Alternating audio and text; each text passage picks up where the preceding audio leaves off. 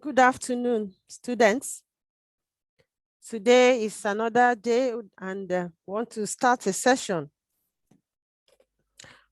But this is just going to be a recorded version because I know that quite a number of you are in holiday mood, sort of. And with the CBT exam going on, a number of you are not able to link up. So I'm doing this video and I will upload it on my channel. Then you can, in your own spare time, go ahead and watch it. It's as good as you being here. And then when you have done watching, and if you have any questions, please, I would like you to put up your questions in the chat group, the forum, our WhatsApp forum. I'll see your questions, whatever your problems are, then it will be solved. Okay, the last class we had, we stopped at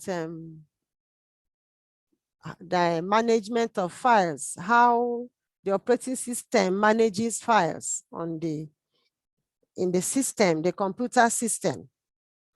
So today we are going to look at continuing on the functions of the operating system. We're going to look at the graphical user interface of the operating system. So as has always been my custom, I will share my screen. So give me a minute while I share my screen.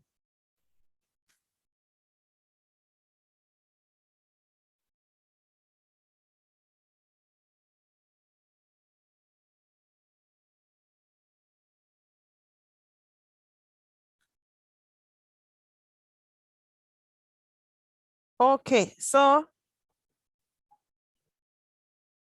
here is managing files, which is where we stopped. That's slide 90. So today we will move on to slide 91, as I said, on graphical user interface. The last class I did, we discussed a little about this, but I just want to refresh your memory on it before we move on. Okay, so the graphical user interface is one interface that operating systems use, particularly modern operating systems. So most of them use the GUI or the GUI, graphical user interface. And such operating systems that use the GUI are Windows operating system that every one of you is already used to. And the Macintosh operating system also uses the graphical user interface.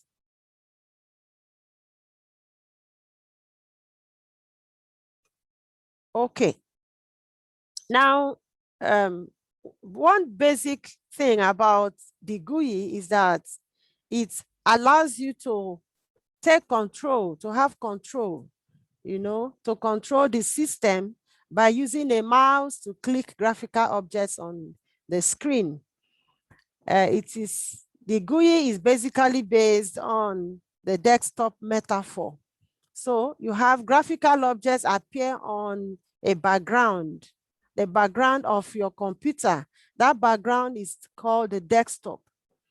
And the graphical objects represent resources that you can use. So when you see any graphical object, it's a representative of one object or the other that you can use. So when you click on it, it takes you somewhere. It's either a command, a click on a graphical object on the desktop is either a command, you are issuing a command, or you are opening a file, you are opening a folder, or it could be that you are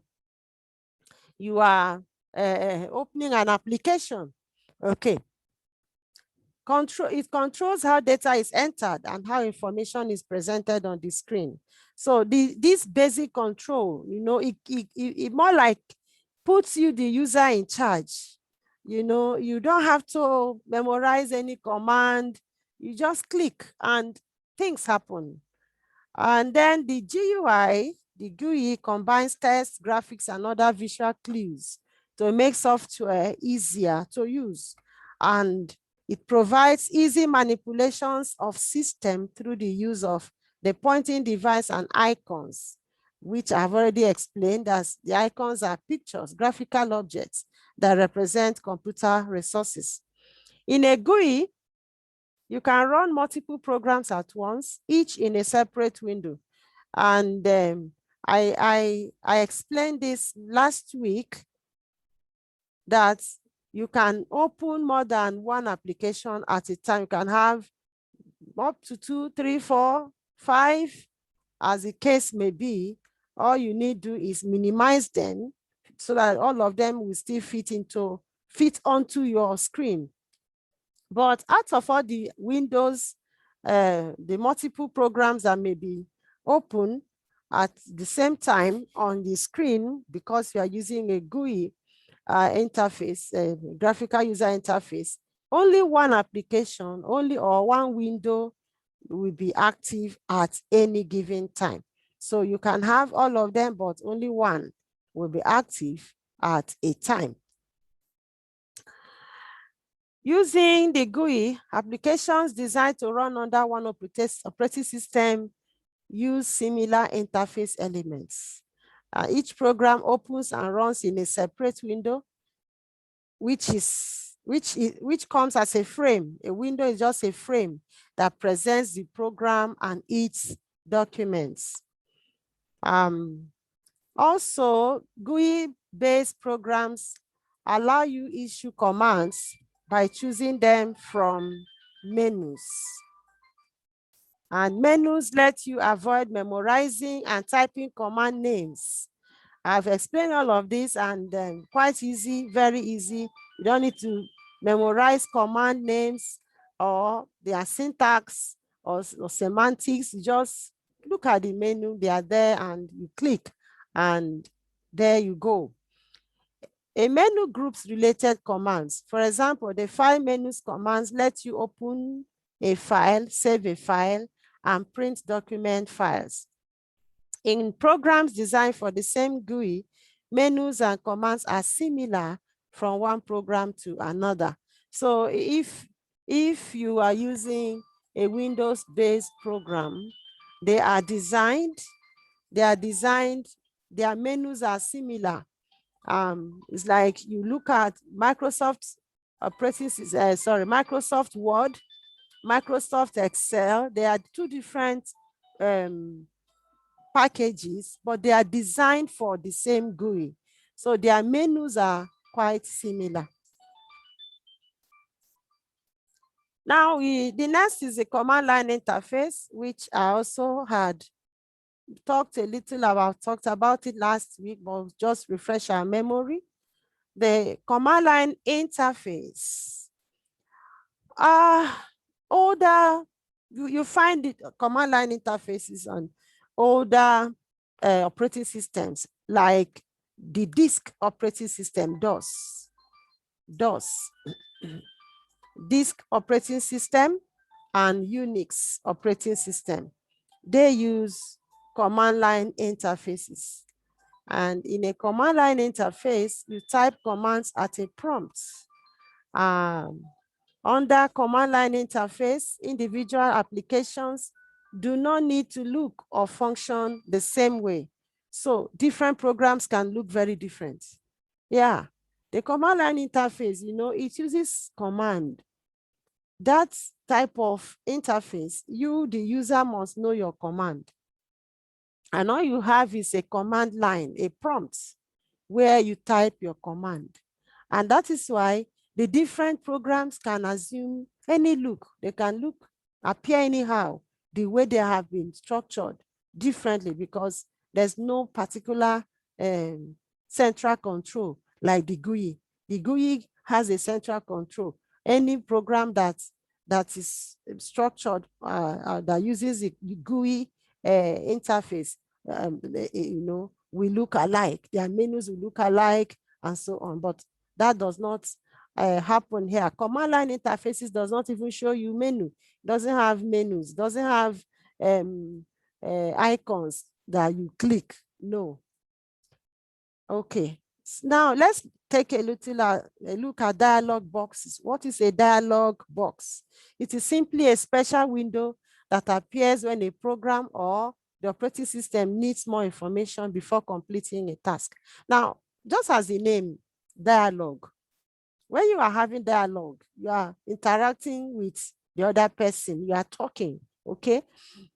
So the dialog boxes are named because they conduct a dialogue with the user, asking the user to provide more information or to make choices. So when a dialog box appears on the screen, it doesn't go away until the user supplies what is needed, and then the dialog box takes that input from the user back into the system, and whatever the process that was going on before the dialog box prompted, continues. That's how it works. Okay, so here we have example of dialog box. You can see this is a desktop. This is a window. No, what I have here is actually the multitasking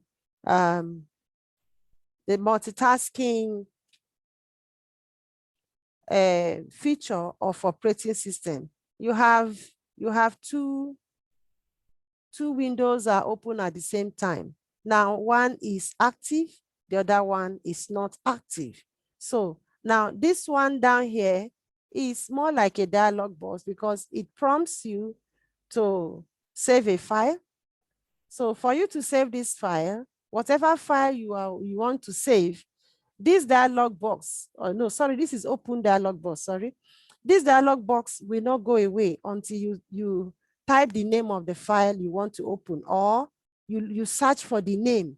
Once you search for the name and you click on the name of that file and you now click open, then the dialog box will go away to take it that you have answered you have interacted, you have responded to what was requested of you. Sometimes you may even need to come as far as the type of file. You click and select the file type that matches your file, and then you are able to move on. So that's the dialog box.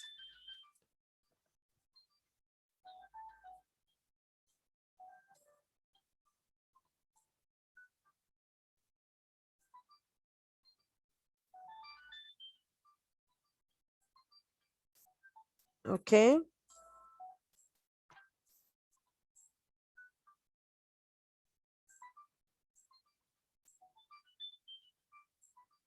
All right, students. I will still share my screen again.